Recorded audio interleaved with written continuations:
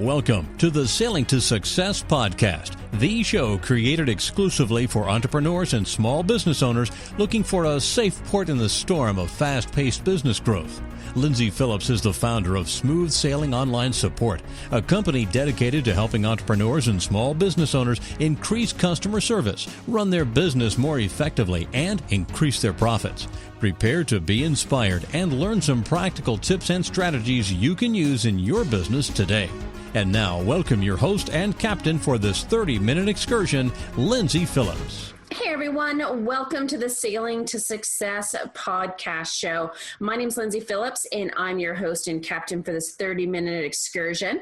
I am the founder and CEO of Smooth Sailing Online Support, a company dedicated to helping entrepreneurs and small business owners calm the choppy waters of fast-paced business growth. And for those of you that know me, you know that I love sharing great strategies, practical tips to help you be more productive and grow your business. And today I'm excited to be talking to Debra Jason, who is going to be talking about great ways of marketing your business, you know, how to get more referrals, and move a little bit into her main business, which is copywriting, and how a copywriter can help you grow your business as well. So let me first, before we dive into that juicy content, let you know all about Debra Jason. So she is an author, a professional speaker, a direct response copywriter, and multifaceted marketing consultant.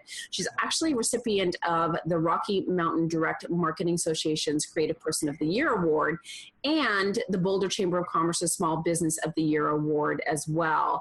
And she started The Right Direction, her business, in 1989. She's also the author of the award-winning book, Millionaire Marketing on a Shoestring Budget, which we are going to touch upon those great details today. Her mission is to really empower you with the cost-effective business building strategies that you need to gain exposure for your business so you can attract a steady stream of happy clients while driving revenue to your bank account. So this is one of my favorite topics, so I'm totally jazzed. Now, when other writers have researched books on direct response copywriting and freelance writing, they've turned to Debra for her input. So she has a lot of amazing insights. She has been quoted in books on the topic of copywriting, web and direct marketing, and living a freedom-based lifestyle. She's authored articles, for DM News, the Denver Business Journal, Producers eSource, and tons of other publications. She's been a featured guest on online programs. She's done tons of live workshops and on the value of building relationships and the art of engaging as they apply to attracting clients, generating leads, and networking online and off, which is the name of the game, right? Marketing and writing with heart and not hype. Debra encourages and empowers you to succeed in living your dream. She's been described as a heartwarming, enthusiastic, and energetic professional. She loves spending time with her families and friends, loves to dance. So do I, Debra. And yoga. Me too. The serenity of the ocean. And I just learned she used to live in Hawaii. I'm so jealous. And memories of walking her beautiful and famous, apparently, golden retriever, Ike, along with the white sand beaches of the incredible North Shore of Hawaii. So welcome, Debra. Thank you for joining me. Oh, thank you, Lyndsay, for having me as a guest. I'm glad to be on board. Perfect. On board. Very good. With my smooth sailing. Trying to keep with the theme, you know. Awesome. So this book, Millionaire Marketing on a Shoestring Budget, I mean, you know, I'm sure you've been there, and a lot of your clients where you're starting off in your business and you're growing your business, and you have to be aware of your budget. Now, what led you to put this book together? Well, first, before I share that with you, let me address something that you just said, because it's not really, you know, marketing isn't just a concern for people who are starting up and getting off on their feet. Even people with big budgets need to be savvy about where they spend their money and how they go out and market their business. So I just want to make that sort of differentiation, because everybody needs to, you know cost-effective ways to market their business. Good point. The book came about because I had actually been doing a presentation since right after 9/11. After 9/11, a lot of people started to get scared. They were afraid to spend money. They didn't know what was happening. And so I was getting phone calls from clients saying, we have to cut back on our marketing. We're not going to do the project that we thought we would do. And right. What I said to them back then was, when things get tough, when there's challenges and, the economy is shaky, that's not the time to cut back on your marketing. That's time to keep out there, to keep that top of mind awareness. However, you don't have to spend, millions of dollars for a 30-second Super Bowl commercial.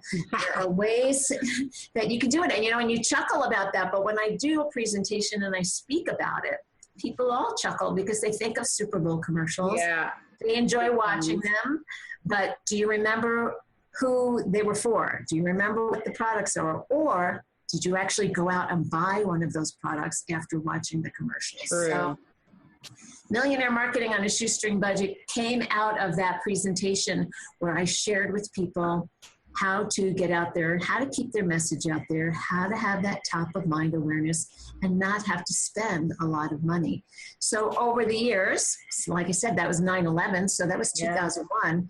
The more that I was doing that presentation and the more that I started to pursue a career as a professional speaker, the more the idea of a book came to life. And I have a colleague who's sort of a book publishing coach, and I had actually helped him get some speaking gigs on Kauai when I lived there. We ran into each other when I moved back to Colorado, and I started talking about this idea. And he said, Debra, you helped me get those speaking gigs in Hawaii. Let me help you get that book out of your head and onto paper. So, people say to me, how long did it take? Well, it depends how far back you go. You could say it started from 2001 when I was doing it as a presentation. But when I actually committed to say, okay, I'm going to do this book, it took probably about 9 months of writing and, probably a year till I actually had a book in my hand. So I say it's kind of like birthing a baby. Sure. I'm actually in the process of writing a book, and it feels that painful sometimes. Well, we're only human. And so there's days, if you're like me, since you are writing a book, some days I would sit down at the computer and go, I don't know what to write about. I know. Even though I had an outline. I mean, it was staring me in the face, but then I'd look at it and go, I don't really want to write about that today. No, you don't feel inspired.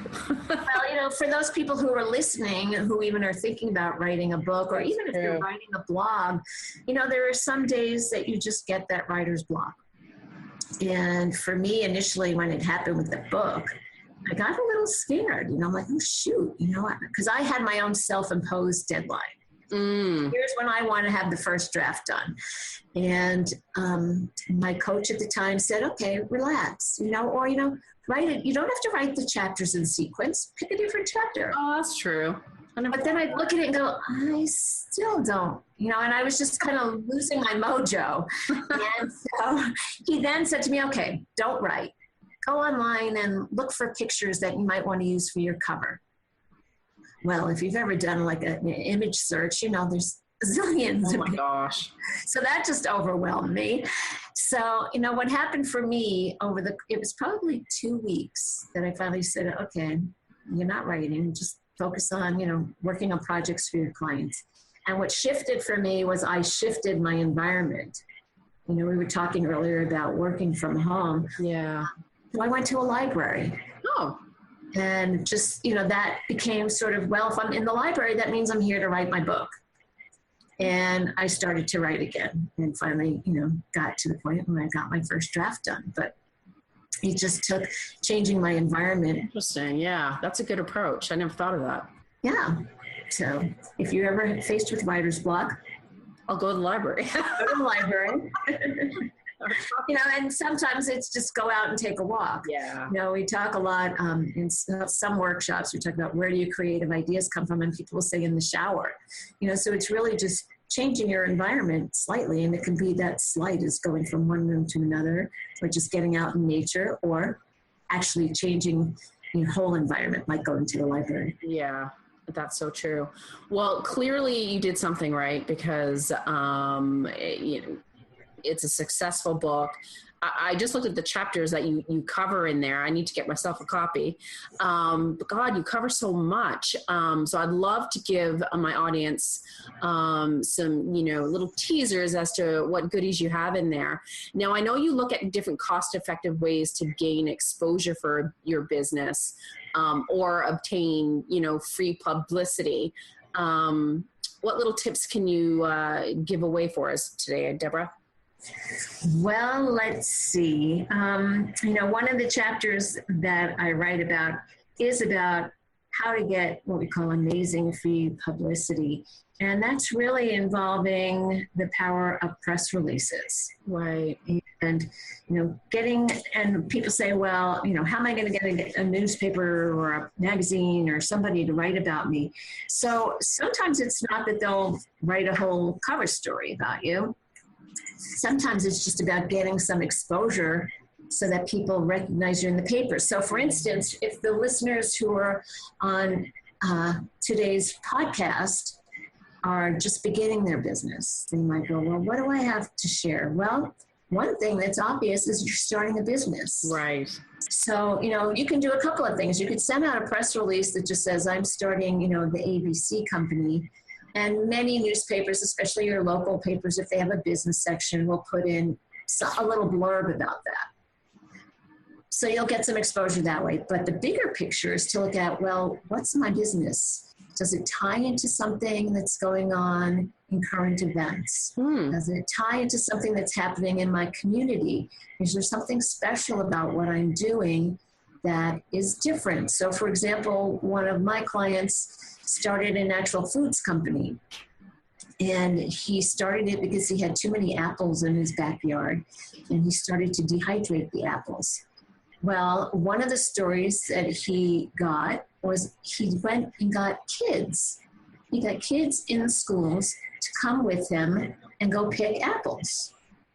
So the kids all volunteered, but it wasn't just that he was using the kids to pick apples. Right. He was also teaching them a lesson about entrepreneurship, and so he shared with them his journey about starting his business and those kinds of things.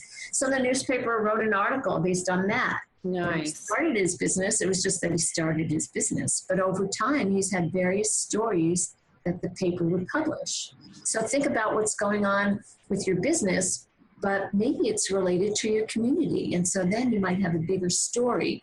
Editors are looking for angles. Yeah. One angle I had months ago, and we don't need to talk about politics, but, with the whole email debacle that Hillary Clinton was yeah. One of the emails that she sent out was about LinkedIn. And she sent it to two of her aides going, I got this LinkedIn invitation. What is this about? What do I do? And so what I did when I found out about that was I also saw her responses from her aides and what they told her LinkedIn was. So I went, this could be an article because I speak about LinkedIn a lot. Right. So I reached out to a local business paper and I said, here's my idea. It's not about Hillary Clinton, but it's the tie-in. And here are 3 tips for using LinkedIn. So it explained LinkedIn, but the newspaper put an article in about it. And so that's another way to get exposure because then you're sharing your expertise. That's right. And it's timely. And so that way people get exposed to who you are. And most of the time when you have a story like that, your picture, you won't get paid, but you'll get a photo and you'll get a little byline. Yeah. Because, you are Lyndsay with, Sale to Success and a number to contact you at. So that's a great way to get out there and it doesn't cost you anything. And the great thing about that as well is, guess what? People like to read editorial content more than they like to read advertising. That's true. So that's one way to get your message out there, to get exposure, and for people to start to see who you are. And one important thing when you send out a press release is follow up. So when you send it out, contact the newspaper afterwards. And by contact, I don't mean text or email. I mean pick up the phone. Yeah. Remember what that phone was originally used for? Exactly. Something called talking. And so to give you an example of that, when I started my business, I was in the newspaper a lot, but when I left for Hawaii and I moved back to Colorado, I sent out a press release to 2 business publications locally. And I didn't hear from them, so I picked up the phone. And one gentleman said, oh, Debra, we have a lot of people who leave Boulder and come back, and then, they want us to write something about them. So it's not anything we find that's all that exciting. Right. Okay, how about if I write an article for you? And I did 2 articles. So they didn't write the story about me, but my articles were in the paper with my name and my byline. Awesome. The other publication I called, she said a similar thing. She's like, I don't know if there's anything that special. But because I got her on the phone and we were chatting, she said, Debra, I do this feature in the paper. It's called 5 Questions. And I, put out 5 questions to a business owner and they answer them. Usually I do it by phone, but I really am jammed for time. If I email you those questions, would you answer them? I said, sure. So then there was a piece in the paper about me answering those 5 questions. And I had 2 or 3 people contacted me after they saw that article. Perfect. So don't forget to follow up. You never know what it could lead to. Just because you don't hear from somebody doesn't mean that they're not interested. Well, and it gave you a chance to kind of dig deeper and find out what it is that they really want. You know what I mean? Right. And that's important to keep in mind. It's not so much about you. Yes. It's about their readers, and what the readers want. And that's true in all marketing. It's what does your audience want? If you're a speaker, what does the audience want to hear? How do you can help them? How do you add value to their lives? That's so true. Now, and I guess too, the more exposure you get out there and involved in your community, if that's, the way that your business moves forward, some people are online versus helping people locally, but do you find that will automatically generate you referrals, or are there any other special ways that we can get more referrals in our business? Well, one of the things that I talk about when I'm speaking professionally as well as in the book is about marketing is about building relationships and nurturing those relationships. And so when you, for example, let's put it 2 ways. One is online, which is, let's say you're on LinkedIn. A lot of people put up a profile on LinkedIn and then they sort of sit back and go, okay, come to me, baby. People should reach out because I'm on LinkedIn now. Yeah. But one of the secrets is that you don't just put up a profile. There's a lot of secrets, but one of them is putting up a completed profile. But the other is to get involved on LinkedIn, to engage with people on LinkedIn. And I don't mean sales pitches. Yeah. I mean looking out discussion groups and getting involved in discussion groups, or looking at what people are posting just as they do on Facebook and liking and commenting and sharing posts. So I also make the similarity offline to joining an organization or association. So one that's popular for many people is their local chamber of commerce. Yeah. And what people have a tendency to do is join a chamber and then put their arms in front of their chest and go, okay, chamber, what are you going to do for me? Yeah. But the real value comes from getting involved in the Chamber of Commerce. What you put into it. Yeah, sitting on a committee. When I started my involvement in the chamber here in Boulder, I was on a committee, then I chaired several committees, then I was on the board of directors. Now, to answer your question, what happens when you do that, whether it's online or offline, as you build and nurture those relationships, when you get a phone call or an email and somebody's reaching out to you, many times what you'll find out is the person who's contacting you may not even know you. The reason they're contacting you is because somebody referred them to you. Exactly. And that somebody who referred them was somebody you sat on a committee with, or somebody you knew from the chamber, or somebody that you met online on LinkedIn. And they started to develop, or you started to develop, what we call the KLT factor. And that means you built up the know, the like, and the trust. And so when somebody said, oh, Lyndsay, I need a marketing consultant, even though you and I had never worked together, we'd have a relationship and you'd say, oh, you should contact Debra. Exactly. Somebody said, Lyndsay, I need a copywriter. And maybe I've never written one word for Lyndsay, But Lyndsay and I sat on a committee together, or we've been chatting on LinkedIn a lot. And Lyndsay said, oh, I never worked with this woman, but she's awesome. You should contact Debra. So that's how referrals happen, and happen organically in a way that you feel like, oh, all I had to do is develop a relationship with somebody. And let me say this for everyone who's listening. We love it to happen overnight, but it doesn't. No. It takes time to build those relationships and nurture those relationships. Yeah. And going a little bit step back to like the press releases and publicity, I've had people call me that saw an article of mine and saved it. Put it in the file and saved it and called a year later. Oh, wow. And they would call and say, I'm so sorry I haven't called sooner. And I would say, are you kidding? Don't apologize. I'm amazed that you saved it for a year and you remembered to call me when the time came that you needed me. Yeah, that's awesome. So be patient. That's a good point. And it's so true. It's, yes, we do services and yes, we have products, but the relationship that we have with our suppliers and our clients and our peers and people on social media, I mean, it's so key to put that time and in effort into it. And honestly, to me, that's what makes it all fun.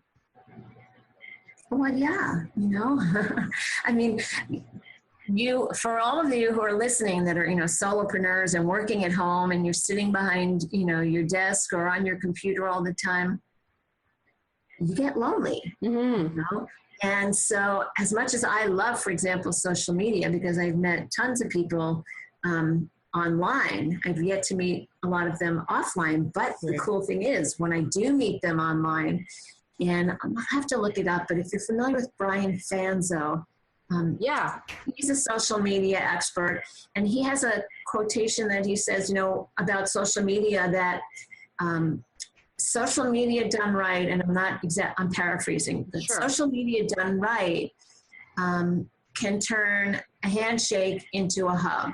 Totally. And I've totally experienced that myself, where I've met somebody through social media and got the chance to meet them face to face. And it feels like you already know them. Yeah, you totally do. If I were to meet tomorrow, we wouldn't probably handshake, we would hug. Yeah. So that's the art of, building and nurturing those relationships online and offline, because then you really start to know, like, and trust a person and feel that they're more than just a person, that they're actually a friend and a colleague. No, I agree. And I know it's hard for some people that are, introverts to kind of put themselves out there. And, but I forget who it was that I was talking to, but they said, don't be all stressed out about yourself and having to speak out there or get up and talk to someone you don't know. They said, put the focus on the other person. Like, what if they feel the same way? What can you do to make them feel at more ease? And that kind of takes the burden off of you. And I thought, oh, that's a good trick. Yeah. Well, and it's not even so much a trick. Because one of the things that I say is, and I'm not the original person to say this, I don't know who was, but when you show other people that you are interested in them, they'll find you interesting. Totally. And so there's something called the K66. If you search it online, those people who go, I don't know what to ask other than what do you do? And the K66 are 66 questions that you can consider asking. Okay. And actually, when I do a live presentation, since I do focus a lot on connection and building relationships, if the group is small enough, I'll have people get up and talk to each other, in sets of twos. And then instead of sitting down and introducing themselves, I have them introduce each other. Oh, right. Because that one helps them, sort of hone their listening skills.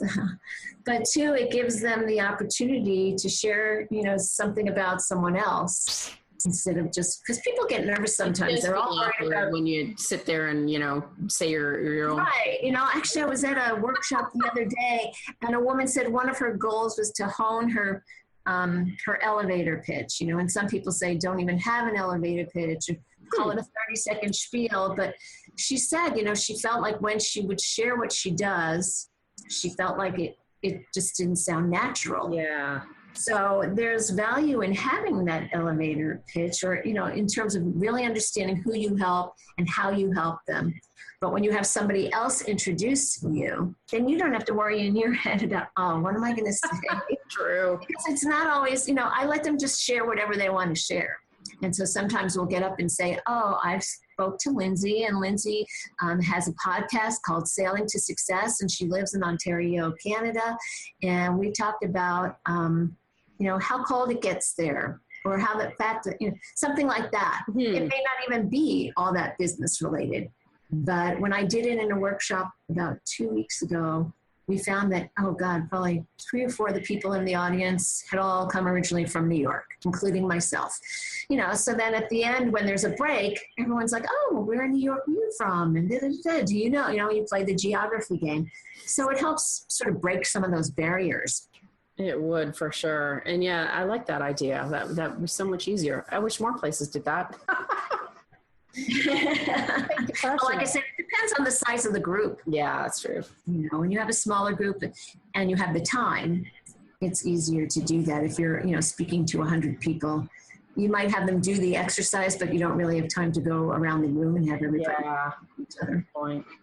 Now, in talking about, fostering relationships to kind of gain more exposure, get publicity, referrals, how does that work with the written word? I mean, there's so much that we do marketing our business online with blogs and emails and landing page copy.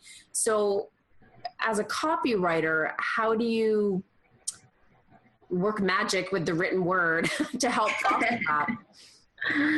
Well, you know what they say, if you want to be good at something, if you want to write, you keep writing. And you keep writing. It's like, if you want to play the piano better, you practice and you keep playing. But when it comes to writing copy and writing marketing copy, one of the things that I tell people is to think about, first, to kind of be true to who you are, right, to yourself. So some people will sit down and have a tendency to go, oh, here's a good story. I'll share this. When I first started my business, which was almost 28 years ago, I sat down, and this was long before the internet. So I sat down with this gentleman to talk to him about a brochure he needed. And I started to ask him questions about his business and who he served, and how does he help them, and what's the problem he solves, and what are the benefits of working with him. And he stopped me and he said, Debra, if I knew the answer to those questions, I wouldn't need you to write this brochure. So, while graphic designers and copywriters and those of us, who are in the service business would like to maybe be a mind reader, yeah, exactly. And so if I'm writing a brochure for you and you can't tell me who to focus on, what the business is and what problems you solve, then how can I write the content? So for those of you who are listening, if you want to write your own copy, first think about who's your audience. And try to be specific. So your audience might be women. Let's say you have a weight loss product. Well, which women? It could be women who just had a baby and want to lose those last 10 pounds. It could be a woman who's getting married and wants to get into that wedding dress and maybe just has 5 pounds to lose. Or it could be a woman who does have a weight problem and she's overweight and needs to lose a lot more than 5 or 10 pounds.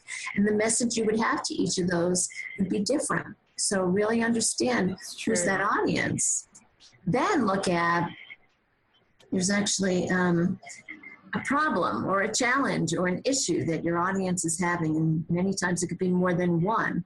So one of the visualizations I have people do is imagine that they're in a coffee shop or a tea shop, depending on what their beverage is. And when they're online waiting to place their order, the person in front of them is talking to the barista about all the problems, all the challenges they had that day. And oh my God, this went wrong and that went wrong.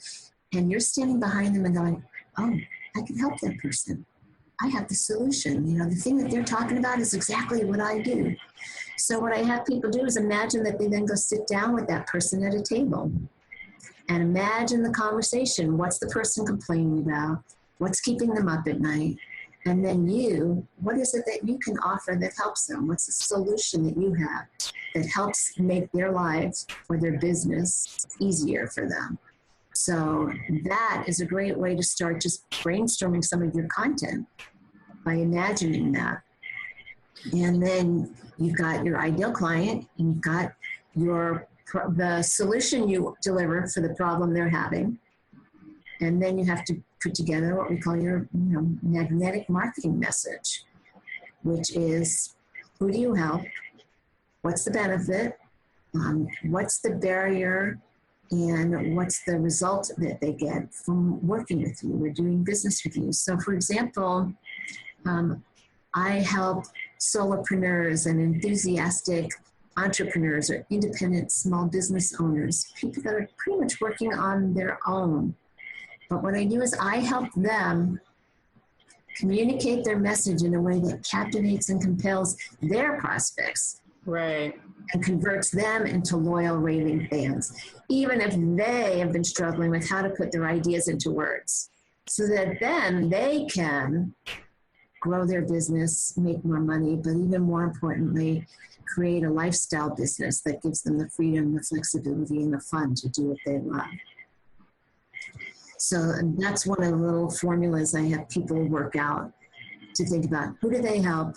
What's the problem that audience is having? What's the solution they offer and the benefit and the result that their audience will get as a result of working with them or buying their product or using their service? Do you find it's more effective when people do niche down, like you were saying, someone that's, wanting to lose 5 pounds before they got married or just had a baby? Because I do find that a lot of people, and I've done it myself, where you fall victim to trying to target everyone at once. Yes. So your message can be quite general. And when you try to target everyone, you end up really targeting no one. Yeah. So what I tell people is, and it's Friday. When I started my business, I took any project that came my way. I was a copywriter and I was starting my business, and it's like, sure, I can do that, and I can do that, and I can do that. And I specialized in direct marketing. Like I said, it was long before the internet. Mm-hmm. So I was doing a lot of direct mail pieces and catalogs and brochures. But then as time went by, I started saying no to work, because I went, okay, I'm not a technical writer. I don't want to write that. Yeah. And so what you'll find, and here's what I sort of tell people and how I guide them in that, is think about who's the ideal audience. And I have a questionnaire when I'm coaching and consulting with people to answer some questions that help them with that. But pick an audience, and it's not always actually about who do you want to work with? Who do they want to work with? But who do you want to work with? Yeah, totally. Who's an ideal client for you? And then speak to that person. Yes, it's a large audience, but you always want to, when you're writing copy in particular, write as if you're writing to one person and having a conversation. And then you'll find you'll resonate with those people that fit into that profile. And that doesn't mean that you can't work with other people. So what will happen many times is, as you start to work with those people in that niche and they start to rave about you. So let's say your niche was women who, want to lose 10 pounds after having the baby. They start talking about how quickly they lost the weight and how great they feel now that the baby's here, because, they're back to their pre-baby weight. And next thing you know, they refer you to another woman. But guess what? That woman says, well, I didn't have a baby, but I could still use to lose 10 pounds. And that, that person you work with sounds awesome. So that doesn't mean you have to turn that person down because they haven't had a baby. Exactly. So the opportunity, the door opens for you to work with other people, because then what happens is you're starting to get those referrals. So if you can really find that niche, and sometimes maybe it's a little broader. Maybe you want to say, okay, I don't know about working with just pregnant women, but I do have a colleague that started doing that, and she started with that particular niche because she could really speak to it. Yeah. It's And a starting point. Yes, it gives you a place to start from. And like I said, it doesn't mean if somebody, calls you because they were referred to you and they're a man that you go, I can't help you. I don't work with that. It's a good point. Unless, of course, it's somebody you just don't really jive with. I mean, and then you can just say that. Yes. Well, you don't quite say it that way, but I had a gentleman who called me. He wanted somebody to write some content for him. He was in the mortgage business, and I had worked with quite a few clients in the mortgage business, and I'd been in real estate, so I understood it. However, he wanted, and he was referred to me. He said, I want somebody who can write about reverse mortgages. How much have you written about reverse mortgages? And I said, to tell you the truth, I haven't really written anything about those, but I, can do this for you. And the more that we talked, the more I felt like I was trying to convince him that he should hire me. And I went, you know what, why am I doing that? Yeah. This is not a fit. It doesn't feel like a fit. And so I told him that. I said, listen, and I don't just say goodbye. I say, if I can think of someone who specializes in that area, I'd be happy to pass their name along to you. And decide you need something in a different area, I'd be happy to talk to you again. So you don't just say, I don't think we're a fit. Bye. No, you always want to serve. Absolutely. Right. Yeah. So it's important to, know when to sort of cut that tie and go, this really isn't a fit. Yes. I've had to do that myself. It's hard at the time, but you got to do what's right for you as well. And make sure that the person is being served fully. Absolutely. Now, before we go, I do want to, so just so I understand correctly, and same with the audience, obviously you do copywriting work for people. Can you explain a little bit more on what you could be hired for in respects to copy, what kind of material that you typically write? Sure. And then also you were talking about being a marketing consultant too. And so just so everyone understands fully how you can serve them. Oh, sure. So as a copywriter, what I do is, as I mentioned earlier, is I help people who are struggling with, I have this idea, but I really don't know how to put it into words. If you talk to me, I can talk to you about my business, but when it comes to putting it on paper, it just doesn't sound right. And, you know your product best. Yeah. What I do best is take that information and put it into content that, as I mentioned earlier, resonates with your audience. So I really try to dig deep. I have a questionnaire that I provide my clients that asks them about who's your audience. What are the benefits of doing business with you? What are the problems your audience has? And then I work on anything from, like right now I'm working on a brochure, and the brochure is for a fishing lodge in Alaska. Oh, neat. Last week I was working on an email message for a company that does VA loans for veterans.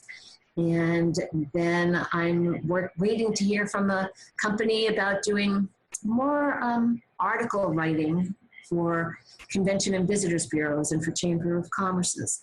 So the project itself can vary. I do web pages and sales pages for people.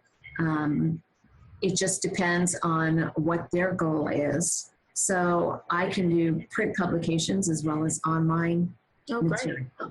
And then regarding the marketing consulting, when I started my business, I don't have a degree in marketing. I have a master's in communication disorders. So I knew when I started my business, I had to get my message out there, and I had to get it out there in a big way. So, many of the strategies that I share in Millionaire Marketing on a Shoestring Budget are things that I did myself. Yeah. What did I do to get my message out there? And you can do that too.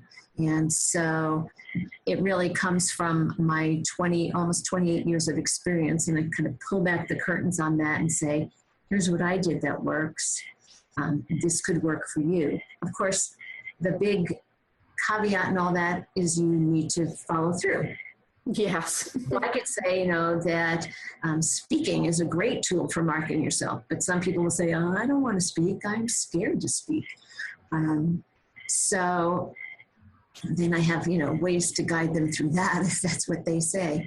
So when somebody is struggling with, how to get their message out there in a big way and wants some help with defining their clients and how they help them and what can they do cost effectively to grow their business, then I guide them that way as a marketing consultant. Perfect. I mean, yeah, honing down what your message is to bring in those leads and relationships and clients. I mean, if your message is all wrong, then the important thing to remember is, what will resonate with your audience. One of the biggest mistakes people make when I go online and look at content is they're talking about we. Yes. We do this, and we do this, and we do this. And the most important word that you can use is you. You being your prospect. Yeah. And have you help them. Now, keep in mind benefits, not features, benefits. Exactly. One of the exercises I have people do is called the pencil test. And they take a pencil and they look at the features, and then they have to convert the features into benefits. So, because people have a tendency to say, oh, well, I have a program that's 6 CDs and, 3 videos, and those are features. So what does your audience get by listening to you? What's in it for them? Right. Absolutely. WIIFM. What's in it for them being their prospects. So very important. If your content resonates with your audience, and just real quickly, because I think we're hitting our time, but people say, should I write long content or short content? My readers don't have time. Here's my theory on that.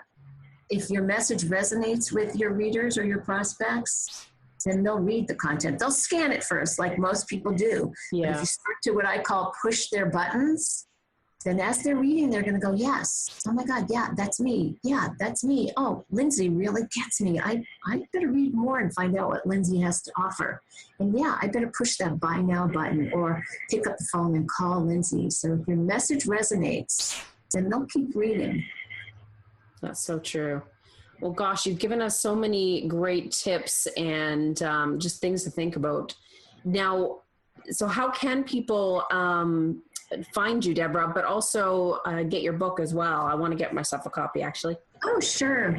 Well, if you want an autographed copy of the book, you go to millionairemarketingonashoestringbudget.com, and you'll get a copy signed by me, as well as a gold shoestring that comes with it. Oh, cute.